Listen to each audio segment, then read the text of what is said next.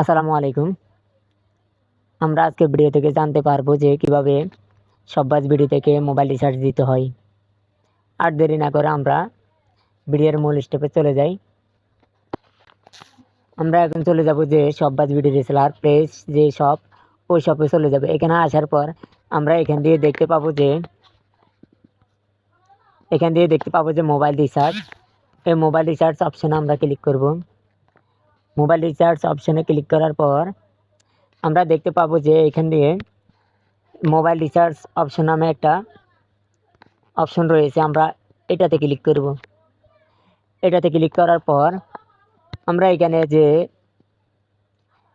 সিম আছে ওই সিম নাম্বারটা দিব, যে মোবাইলে আমরা রিচার্জ দিতে চাই ওই সিম নাম্বারটা দিব। এখানে আমি টাইপ করছি যে মোবাইলে আমি রিচার্জ করব, ওই নাম্বারটা আমি এখানে দিব।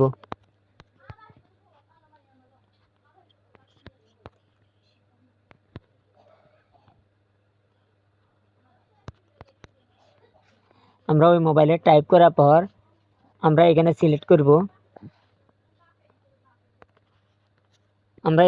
করব। যে রবি গ্রামীণ কোন সিমে দিব। আমরা এখান থেকে রবি সিলেক্ট করব। তারপরে আমরা এখানে ক্লিক করব। এখানে ক্লিক করার পর আমরা এখান থেকে উপরের যে প্রিপেইড এটা দিয়ে দিব। দিয়ে দেওয়ার পর আমরা পরবর্তীতে স্টেপে দিব। এখন আমরা এখানে অ্যামাউন্টটা দিব, কত টাকা রিচার্জ করব ওই অ্যামাউন্টটা দিলাম। আমি মনে করেন এই নাম্বারে 29 টাকা দিব। 29 টাকা দিয়ে পরবর্তী ধাপ এটাতে আমরা ক্লিক করব। ক্লিক করার পর এখানে চলে আসবে যে আমাদের পিন অপশান। এখন এই যে এখান দিয়ে চলে আসবে যে পিন অপশান। এখন আমরা এখান থেকে পিন নাম্বারটা দিব। নাম্বার দেওয়া শেষ হলে আমরা এই যে এখান দিয়ে কনফার্ম রয়েছে, কনফার্মে আমরা ক্লিক করব।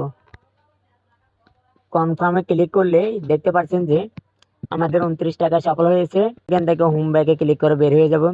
দেখতে পাচ্ছেন যে আমার অ্যাকাউন্ট থেকে এই যে এখান দিয়ে আমার মূল ব্যালেন্স থেকে আমার টাকাটা কেটে নিয়েছে। এইভাবে আপনারা পারবেন যে শপবাজ ভিডিও থেকে মোবাইল রিচার্জ দিতে। আশা করি বুঝতে পারছেন আজকের ভিডিওটি। আসসালামু আলাইকুম ওয়া রাহমাতুল্লাহি ওয়া বারাকাতুহু।